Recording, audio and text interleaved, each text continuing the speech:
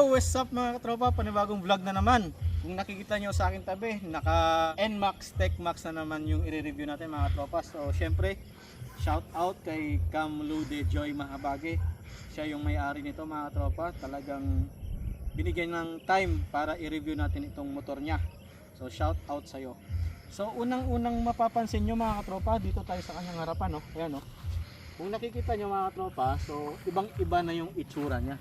Kung nakita nyo sa unang version ng NMAX, version 2 hanggang version 3, iba-iba yung design ng kanyang headlights. So meron na siyang DRL dito na parang line, tapos meron na siyang projector na headlight, high and low mga tropa. Ito yung high, ito naman yung low. So yung signal light niya naman mga tropa ay naka LED na rin. So lahat ng ilaw niya LED na mga tropa. Tapos itong kanyang wind visor, iba na rin yung forma. Dito naman tayo sa kanyang fender mga tropa. So unang napansin nyo rin, iba yung itsura. So eto naka matte to, matte. Tapos ito naman yung naka body color. Tapos syempre ABS with traction control system.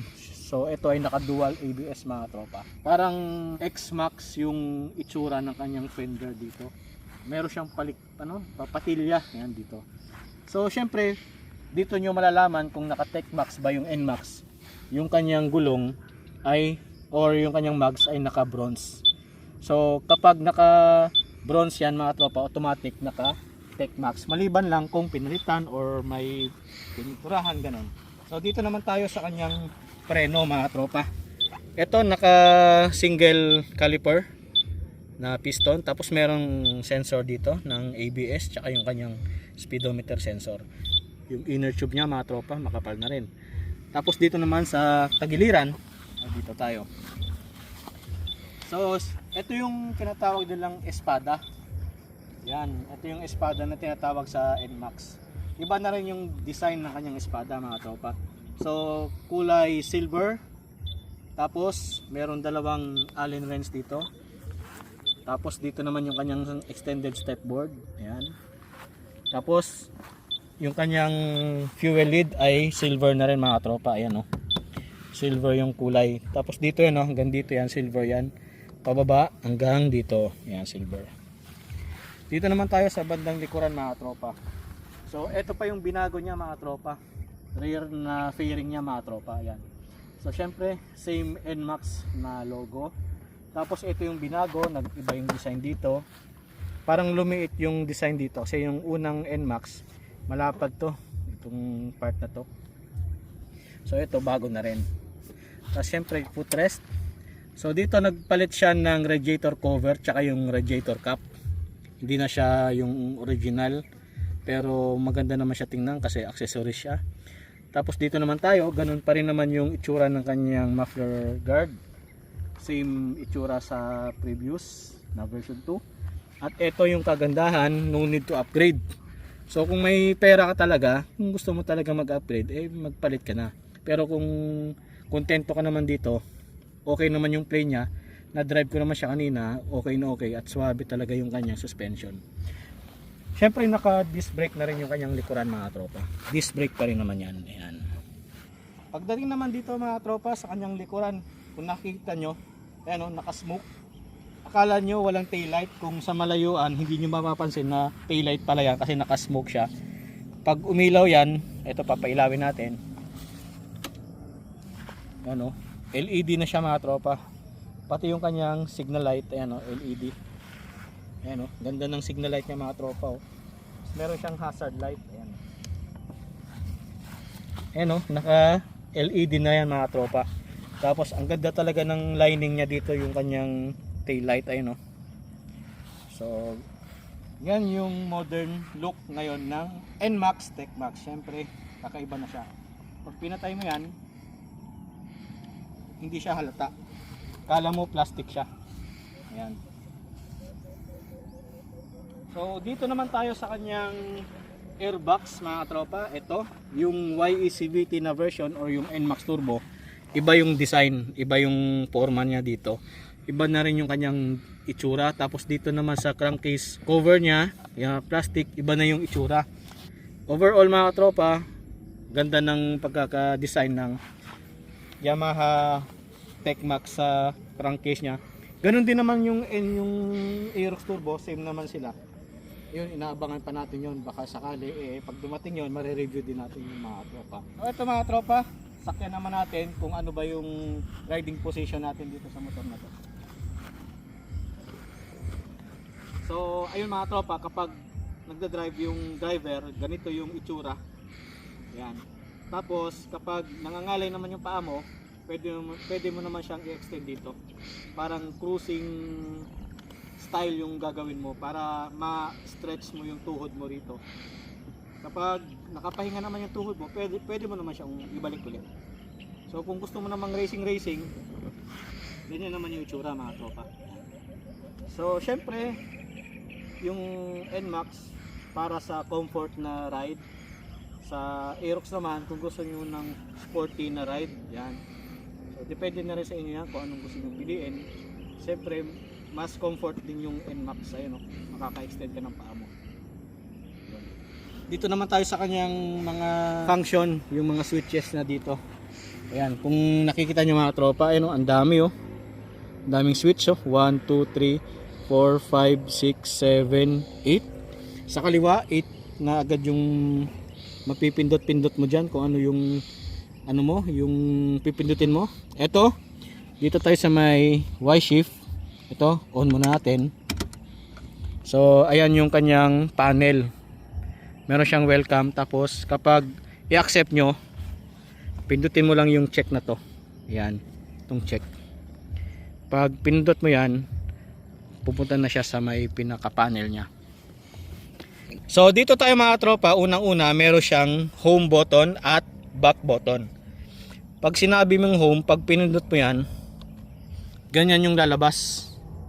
Pag pinindot mo ito, yung back, babalik siya uli sa pinaka panel nya.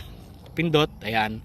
Tapos magse-select ka naman, ito yung pipindutin mo, ayan, yung up and down mga tropa. Kapag mag-okay ka, check mo lang. Yan. Ito, silipin nyo.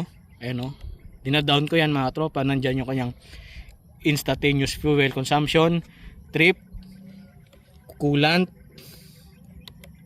battery, average speed, average fuel, instantaneous fuel, trip time, coolant. Ayan. So kapag mag-okay kayo, kunyari yung coolant yung siselect nyo, press nyo lang yung check. Kapag mag-back na uli kayo, yung home button na may back, uli yung pipindutin nyo. Katulad nito. Ayun. So dito naman tayo mga tropa sa kanyang, hindi naman siya main na function. Meron din siyang another function katulad nito. I-press nyo lang tong check na to. Ayan. Pag pinress nyo yan, lalabas itong music. Ayan yung odo and trip meter. Meter display. Navigation. Notification, weather, settings, tapos music, auto trip, ganyan. Tapos kapag isa-select nyo naman yan, kunyari itong auto trip isa-select nyo, press nyo lang uli yung may check, ito. So ayan yung lalabas dyan mga tropa. So kung ibaback nyo naman, back uli, yan, ganyan. Tapos kunyari ito namang music, select nyo lang, kaso nakakonect to, depende sa cellphone nyo. Kunyari nakakonect kayo dito sa may app, mayroong Y-Connect na tinatawag, dun kayo magko-connect ng music. Tapos meron namang settings, yan, weather, pwede rin yan, sa cellphone din yan i-connect, sa app din yan, notification, dun din yan. Kung may message kayo galing sa tropa nyo, sa chat, mag-a-appear dito. Navigation, ganun din. So back lang din uli mga tropa. So ito naman, dito naman tayo sa may shift nya mga tropa. Ito. Sa may shift nya naman, meron ditong 1, 2, 3 na mode. So gagana lang yan kapag tumatakbo na yung motor nyo ng around 40 kph pataas. Gagana yung shift. Parang first gear, second gear, third gear. Tapos pwede rin siyang gamiting parang engine brake. Halimbawa nasa palusong kayo, pababa yung kalsada kasi automatic to, walang clutch, walang cambia, ganun. So ilo-low gear nyo lang yung shift, tapos parang hihinto na siya. Tapos dito naman tayo sa mode. Ito mga tropa, ito yung mode na to. Etong mode na to, dito mo i-choose o pipiliin yung T mode or touring mode or sport mode. Ito yan, dito yan. So ayan oh, may sport mode, touring mode, ayan. Kung touring mode, kung hindi naman kayo nagmamadali tsaka gusto niyo makatipid sa gasolina, city driving lang, mag T mode kayo.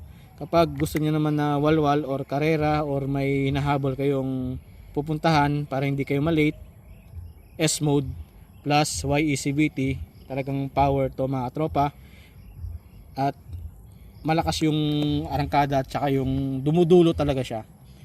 So ayan yung mga features nitong bagong NMAX TechMax mga tropa. So meron din siyang ayan oh, ABS yun na logo. Ito yung overheat. Ito naman yung stop and start system kapag nasa traffic ka.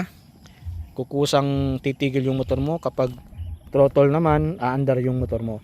Pwede naman siyang i-off, pwede naman siyang pandarin.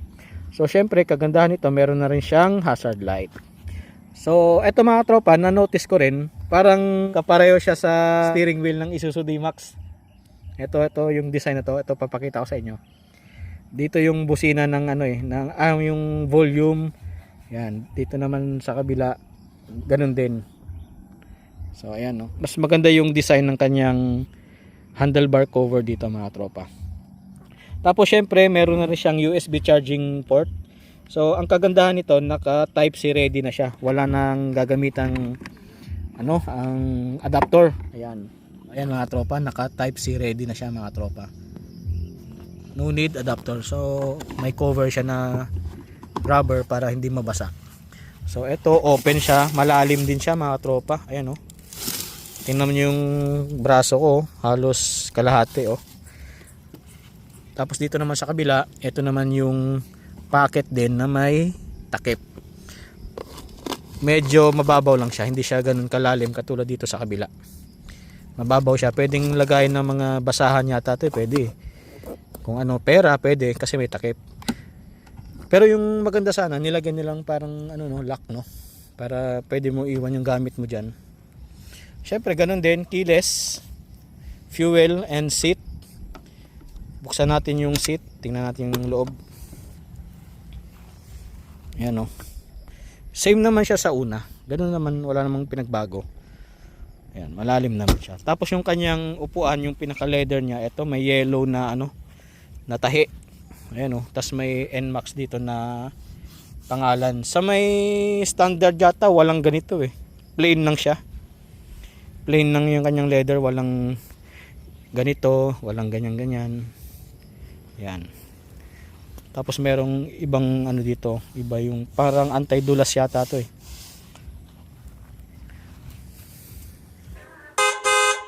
So ayun mga katropa, regarding naman sa engine ito, yung specs niya mga katropa. Ito, ipa-flash na natin sa screen. Yan yung kanyang engine specs. So ayun mga katropa, salamat sa inyong panonood. Huwag niyong kalimutan syempre i-subscribe yung channel natin, tsaka yung i-share yung video natin mga tropa, at i-on ang notification bell para updated naman kayo sa video na ina-upload natin mga tropa. So maraming salamat sa inyong panonood. Syempre shout out ko nga uli yung may-ari nito. Yan, talagang nag-effort siya punta rito para lang i-review natin to. So salamat sa iyo, Cam Ludi Joy Mahabage from Libertad. At sa gustong pumunta sa resort nila mga tropa, merong beach sa Ukoy Beach Resort sa may Libertad, Antique. So yung ipa-flash na natin sa screen yung kanilang page ng kanilang resort. So kung gusto niyo mag-overnight or mag-swimming, puntahan nyo lang doon mga tropa at mag-enjoy kayo, at mura din naman yung kanilang overnight stay doon. So sa muli mga tropa, maraming salamat sa inyong panonood. Huwag natin kalimutang i-subscribe ulit. Thank you.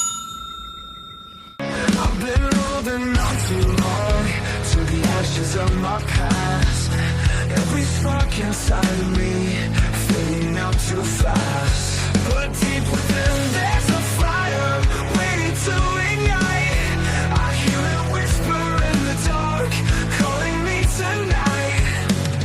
I can't keep running, I can't keep hiding. This burning ember won't stop fighting.